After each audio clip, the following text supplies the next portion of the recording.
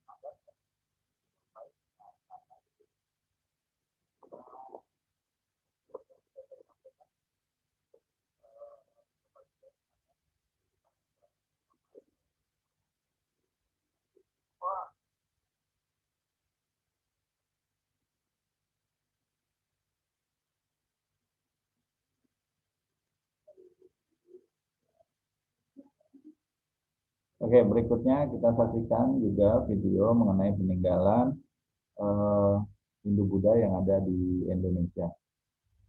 Kita saksikan tayangan berikut ini.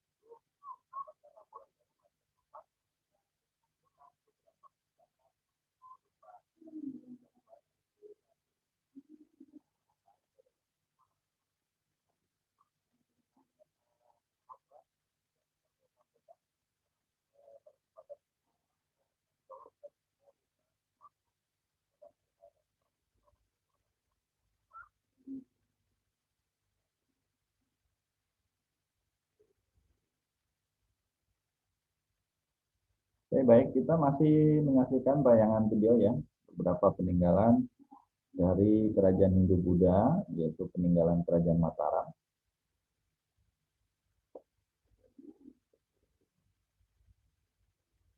Kita saksikan tayangannya berikut ini.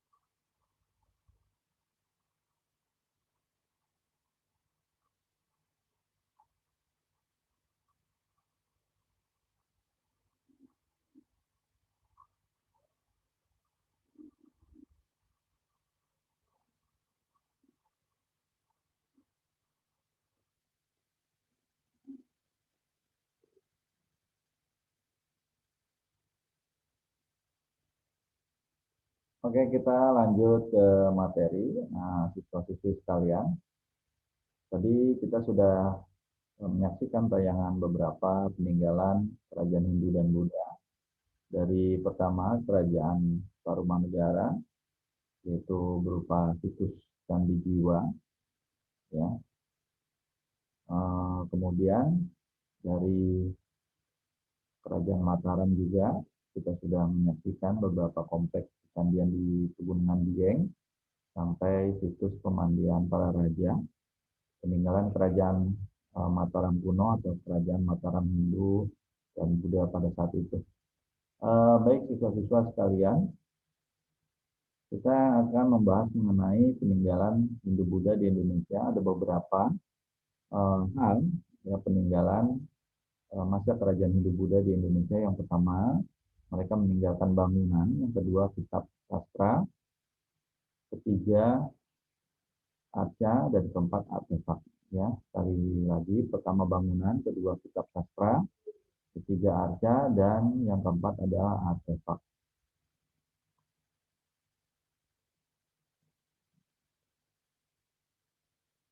Nah, untuk bangunan ya, kita tadi sudah menyaksikan yang pertama candi ya.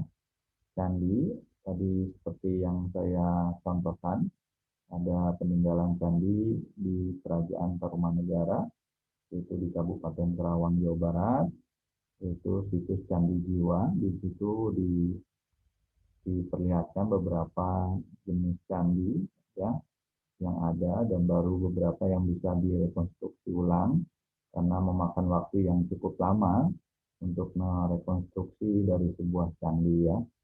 Nah, yang kalian bayangkan juga seperti halnya Candi Borobudur yang sekarang kita bisa nikmati pemandangannya, peninggalannya, itu tidak semudah yang kalian bayangkan. Rekonstruksi tersebut memakan waktu yang cukup lama, bahkan puluhan tahun.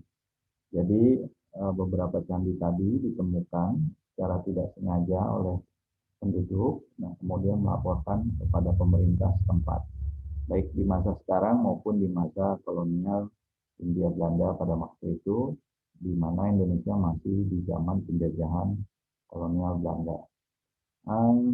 candi tadi seperti tadi ya, ada dua bentuk candi yang saya contohkan. Yang pertama adalah candi peninggalan Tarumanegara atau candi Batu Jiwa.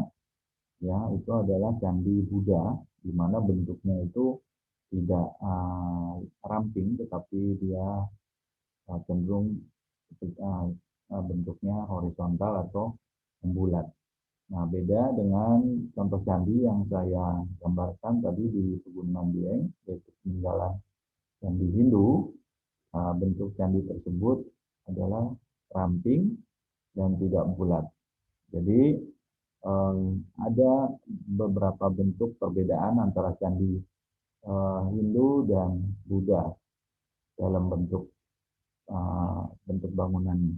Kemudian patirtan itu adalah petilasan ya, seperti yang saya tadi gambarkan, yaitu pemandian para raja di Kerajaan Mataram kuno, yaitu situs di Malukar, di mana di situ diciptakan pemandian untuk para raja yang bersumber dari Pegunungan Dieng, dan diyakini pada saat ini dari dulu maupun sampai saat ini adalah tempat itu merupakan hulu daripada Sungai Serayu yang ada di Jawa Tengah, bermula dari Pegunungan Dieng dan berakhir di pantai selatan di Jawa Tengah. Ya. Kemudian juga ada bangunan peninggalan dari kerajaan Hindu Buddha yang berupa gapura. Nah, gapura-gapura ini biasanya sebagai gerbang pembuka kerajaan. Nah, ini masih kita bisa lihat ya sampai saat ini, seperti di Kawulan atau peninggalan kerajaan Majapahit di Jawa Timur.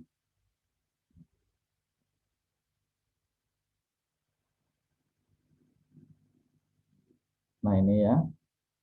Nah, ini adalah gambar daripada candi tadi, seperti tadi yang saya contohkan dalam bentuk video. Ini bedanya adalah ini gambar ya. Kemudian petirtan atau pemandian atau petilasan ya. Nah, ini seperti ini ya. Ini patirtan dari Panataran, ini pemandian di sekitar Candi Panataran. Nah, yang candi ini, gambar ini adalah Candi Sojiwan ya. Kemudian tadi saya juga sudah mencontohkan patirtan yang ada di Pegunungan Dieng, yaitu untuk di Malukar, tempat pemandian para raja ya. Nah, kemudian ini ada gambar contoh gapura ya. Gapura Waingin Lawang. Ya, ini merupakan gapura peninggalan kerajaan di masa Kerajaan Majapahit.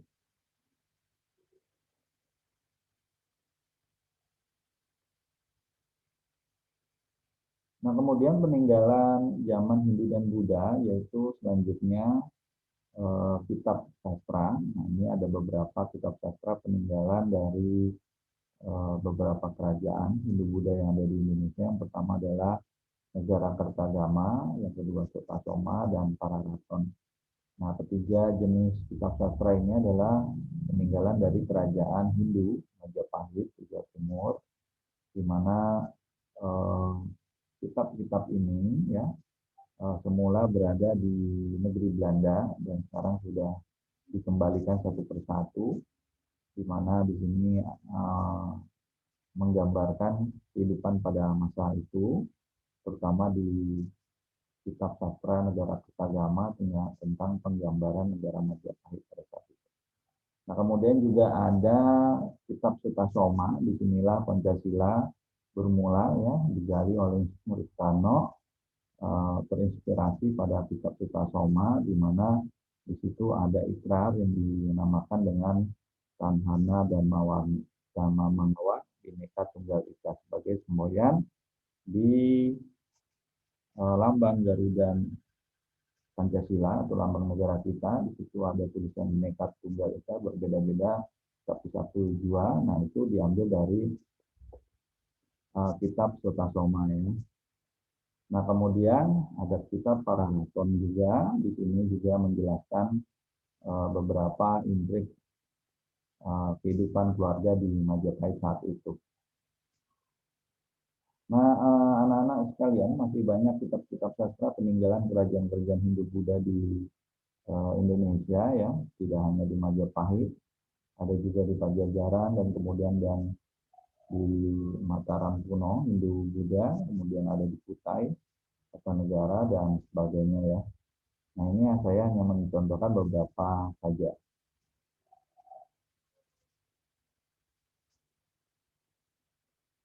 Nah kemudian ada peninggalan Hindu-Buddha berupa arca ya. Arca ini adalah patung ya.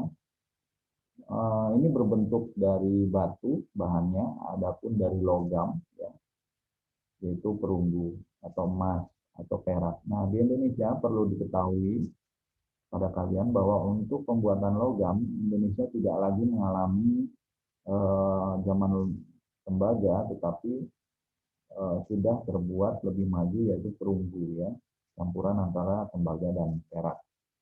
Jadi Indonesia tidak mengalami zaman tembaga, tetapi sudah melebihi zaman tembaga yaitu zaman perunggu, campuran antara tembaga dan perak. Ini terbukti dari beberapa arca-arca yang ditemukan dari bahan tersebut di Indonesia, dan tidak ditemukan sama sekali peninggalan dari zaman logam, tetapi banyak ditemukan yaitu pembuatannya dari bahan perunggu, kemudian dari bahan emas dan perak serta kuningan. Baik, arca ini berfungsi sebagai persembahan ya, persembahan. Kalau kalian bisa lihat di sini bahannya ada dua jenis, ada dari batu dan logam.